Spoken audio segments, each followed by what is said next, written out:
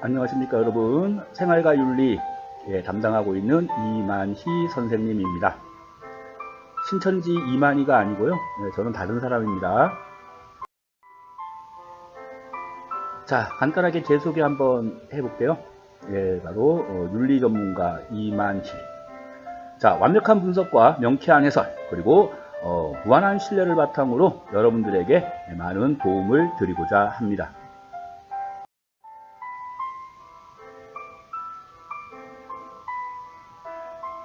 자, 지금 이제 첫 번째 주제가 나와 있죠. 바로 생활과 윤리, 바로 1단원의 주제가 현대의 삶과 실천 윤리라고 하는 그러한 부분이에요. 자, 이 주제에 대해서 공부를 해보도록 하겠습니다.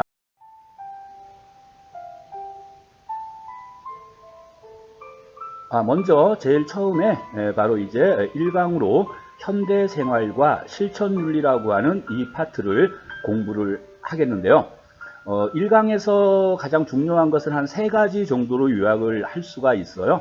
그래서 그 3가지가 어떠한 것인지 잠깐 살펴보도록 하겠습니다.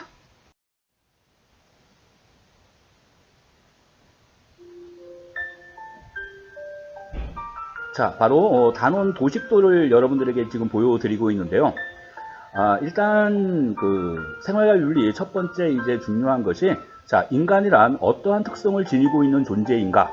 우리가 배우고 있는 것이 과목이 큰 틀에서 보게 되면 윤리과예요.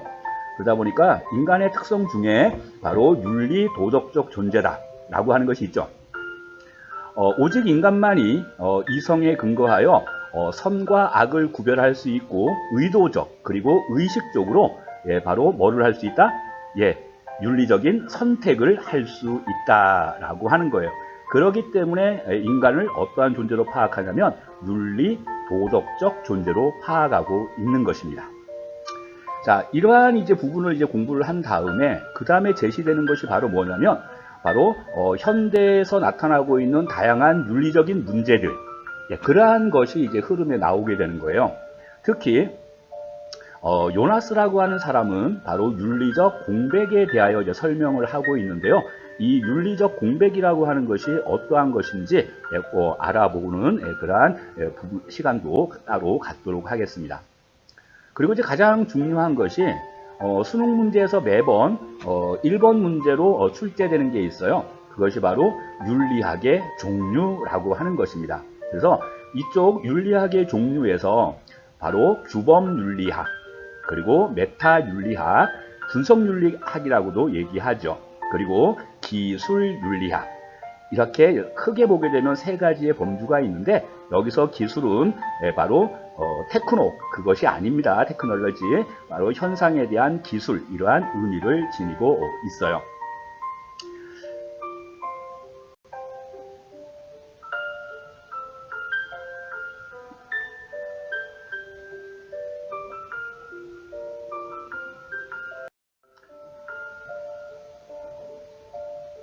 자, 그러면 이제 아까도 잠깐 얘기했던 바로 요나스가 얘기하고 있는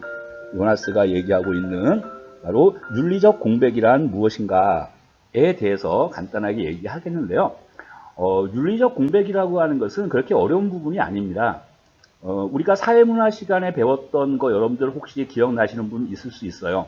바로 빠른 기술의 발전, 그러나 인간의 의식과 제도가 따라가지 못하는 그러한 상황을 우리가 뭐라고 배웠었죠?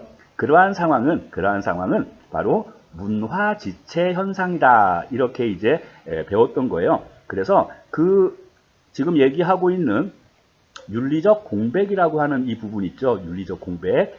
요것은 바로 사회문화에서 얘기하는 문화지체와 관련이 있다, 이렇게 알아두시면 돼요. 자, 그래서 과연 이러한 윤리적 공백이라고 하는 것이 어떠한 것인지 그걸 잠깐 한번 살펴보겠습니다. 과학기술의 발전에 이성적 또는 도덕적 숙고가 반영되지 못하여 나타나는 윤리적 간격 혹은 윤리적 간극, 이것을 바로 윤리적 공백이라고 얘기한 거예요. 그러니까 빠른 과학기술의 윤리가 따라가지 못하는 그러한 상황이라고 얘기하는 거죠. 그러면서 이 요나스는 이 윤리적 공백과 함께 바로 제시한 것이 힘의 변증법이라고 하는 것을 제시를 했어요. 여러분들 변증법이라고 하는 것, 뭐 정반합의 원리, 뭐 이러한 얘기 막 들어보셨죠? 예, 그래서 정립, 반정립, 종합 이러한 식으로 역사의 발전이 이루어진다, 삶의 발전이 이루어진다 이렇게 얘기하게 되는데 바로 정립이라고 하는 것은 어떠한 속성을 지니고 있냐면 자기를 보존하고 유지하려고 하는 그러한 강한 속성을 지니고 있어요. 그런데 반정립이라고 하는 것이 또 있죠. 이 반정립이라고 하는 것은 바로 자신의 존재를 부정하는 그러한 속성을 지니고 있는 것이에요. 그러면 자신을 긍정하고 부정하는 힘이 동시에 존재한다라고 한다면 투쟁과 같은 갈등이 나타나겠죠. 이러한 투쟁에 의해서 제3단계로 이행을 하게 된다. 그것이 바로 이제 변증법적 논리라고 할 수가 있습니다. 여기서 지금 얘기하고 있는 요나스의 제1단계, 바로 힘의 변증법의 1단계는 바로 인간이 자연 또는 과학에 대한 통제를 할 수 있는 그러한 힘, 즉 인간이 지니는 과학에 대한 통제의 힘을 지니고 있는 거예요. 그런데 2단계로 넘어가게 되면서 오히려 우리가 창조해 놓은 과학기술에 우리가 지배를 받고 오히려 과학기술이 우리를 통제하는 그러한 상태로 전락을 하게 됩니다. 그렇다면 변증법의 원리에 의해서 우리가 새로운 단계로 이행을 하려면 무엇이 필요한가 하면 바로 이성적 통찰이 필요하다는 거예요. 즉 과학기술이 가지고 있는 문제점에 대한 날카로운 이성적 통찰 혹은 윤리적 통찰 혹은 윤리적 성찰, 이것이 있어야만 제3의 단계로 이행할 수가 있다. 이렇게 이제 얘기를 하게 되는 거죠. 이래야만 우리가 우리 인간의 힘으로 바로 과학기술을 완전히 올바르게 통제할 수 있다. 이러한 얘기가 되는 거예요. 그러면 바로 이 요나스의 윤리적 공백과 힘의 변증법이라고 하는 내용의 핵심은 바로 뭐냐면 바로 우리는 주어진 상황에 대한 바로 윤리적 성찰이 필요하다. 왜? 여기서 왜라고 하는 것이 제기가 되는데 바로 여러분들 나중에 가다 보게 되면 이 요나스라고 하는 사람이 바로 책임윤리를 제시하죠. 바로 우리 미래 세대를 위하여 우리는 어때요?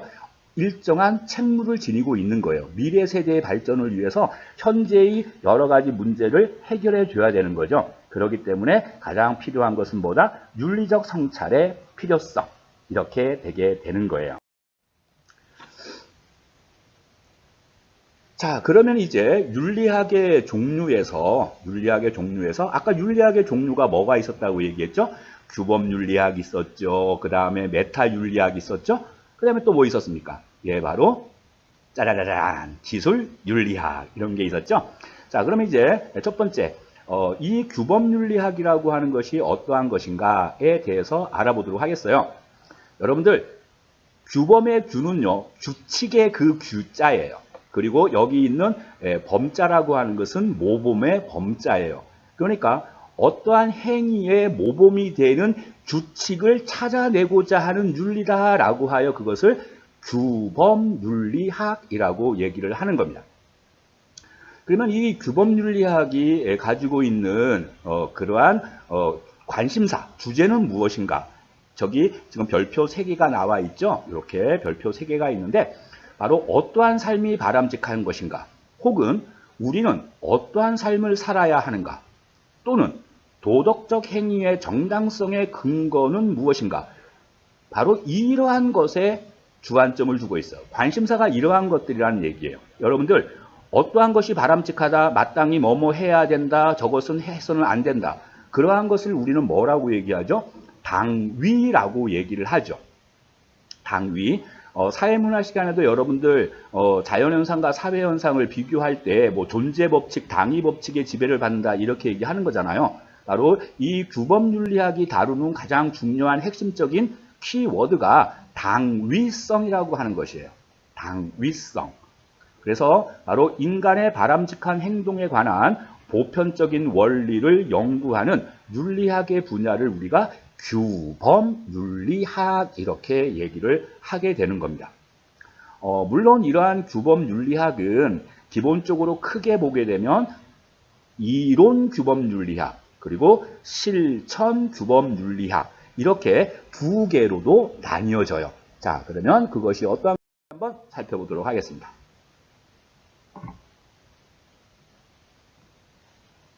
자, 규범윤리학은 크게 두 개로 나뉘어진다 그랬죠? 바로 이론윤리학과 실천윤리학.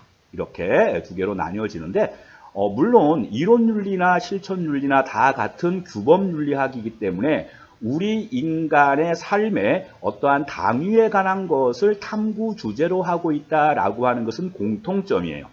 그런데 바로 이론윤리는 실천윤리에 앞서 어떠한 행동이 정당한가 그 정당성의 근거가 되는 이론을 찾고 말 그대로 이론을 찾고자 하는 그러한 윤리학이라는 거죠. 반면에 실천윤리학이라고 하는 것은 바로 이론윤리학을 근거로 하여 바로 우리가 현실에서 직면하고 있는 다양한 사회적인 문제, 그럼 어떠한 사회적 문제가 있을까요? 생명윤리라든가 환경윤리라든가 정보윤리라든가 뭐 기타 등등이 있겠죠. 그러한 것에 바로 현실에서 직면하고 있는 여러 가지 다양한 윤리적 문제들을 구체적으로 해결하려고 하는 그러한 윤리학을 실천윤리다 이렇게 얘기하는 거예요. 자, 그렇기 때문에 이 양자의 관계성을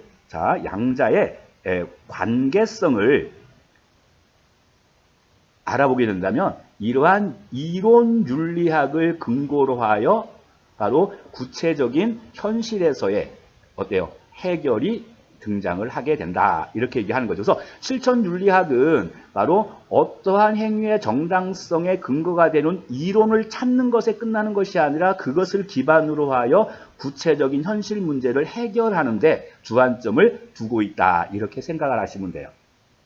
알았죠? 자, 바로 이제 이 이론윤리학에는 이거는 이제 두 번째 강좌에서 이제 공부를 할 텐데 바로 칸트의 의무론, 그 다음에 이제 뭐 벤담의 공리주의, 아리스토텔레스의 덕윤리 등등의 것들을 우리가 공부를 이제 하게 될 것입니다. 이러한 것들이 있다라는 거죠. 자, 핵심적인 것 같이 한번 알아보도록 할게요. 자, 실천윤리학은 이론규범윤리학을 기반으로 하여 구체적인 그리고 또한 윤리적인 문제 상황에 적용하고자 한다. 예, 바로 이것이 바로 실천윤리학이다. 아무튼 규범윤리학에는 어떠한 것들이 있다? 이러한 규범윤리학과 실천규범윤리학 이러한 것이 있다. 그 정도 여러분들이 알아두시면 돼요.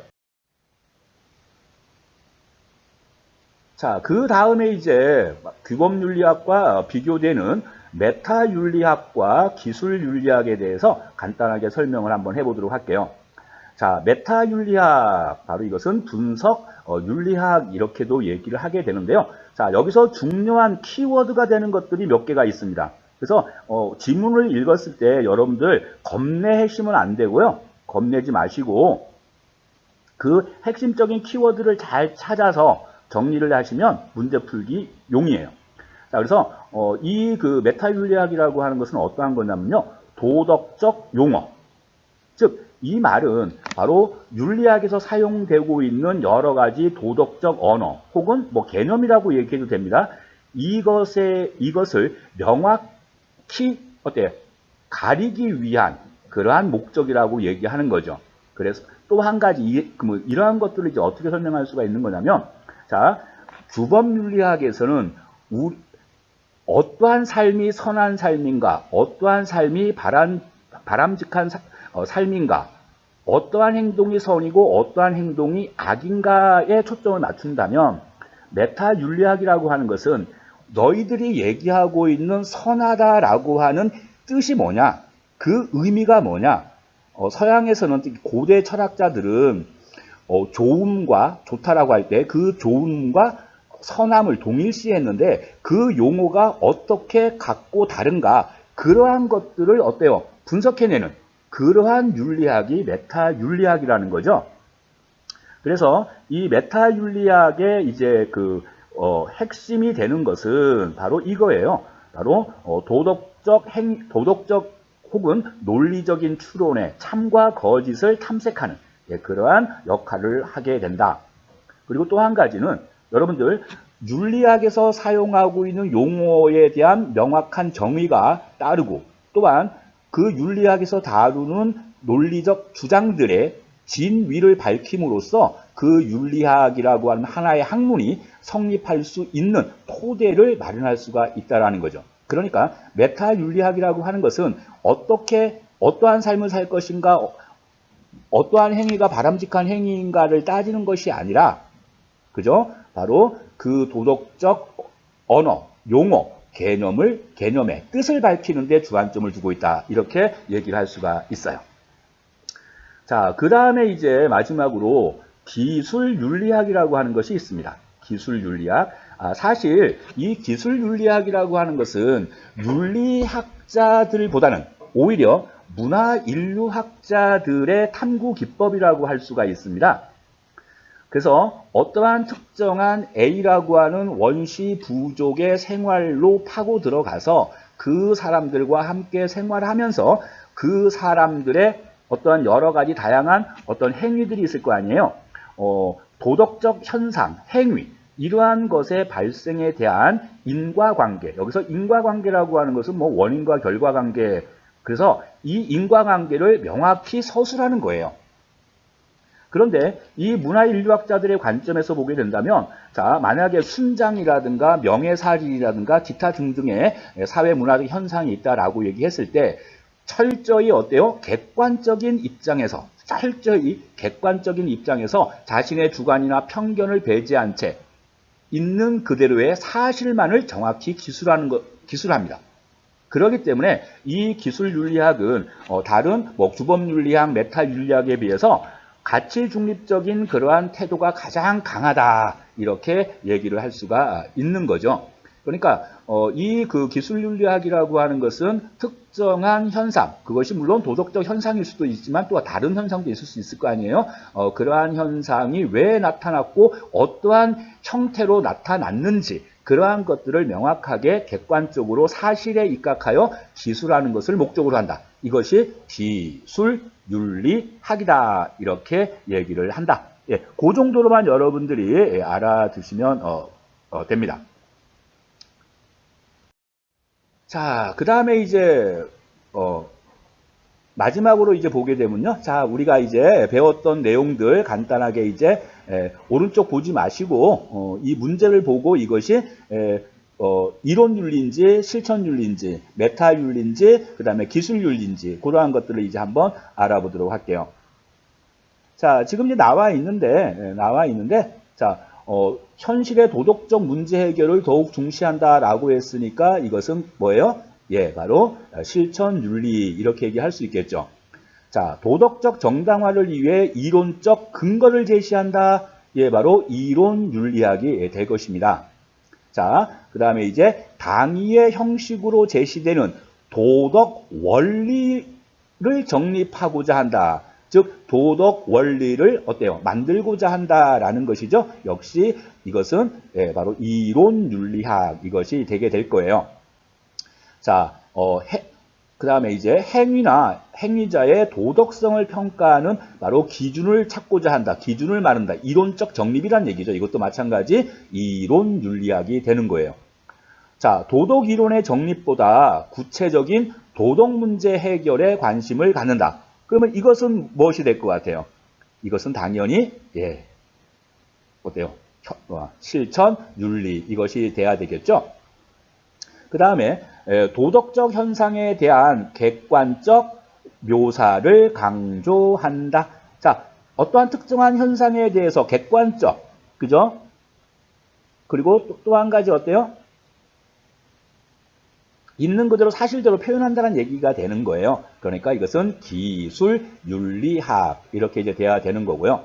자, 그 다음에 이제 도덕적 진술에 사용되는 언어의 의미를 분석하는 것을 강조한다. 그러니까 선이라고 한 것이 내재한 참된 뜻이 뭔가, 예, 그러한 것들을 이제 밝히는 거니까 이것은 분석 윤리학이라고 할 수가 있습니다. 자, 그리고 도덕적 개념의 의미를 올바르게 파악하는 데 집중한다. 예, 개념, 용어, 예, 언어, 예, 이러한 표현 나오게 되면 이것은 메타윤리다. 자, 이러한 것들은 아시게 될 거예요. 그렇죠? 자, 요렇게 해서 이제 우리가 내용학습, 바로 여러 가지 윤리학의 종류에 대해서 구별할 수 있는 그러한 부분을 공부를 했습니다. 자, 수고하셨고요.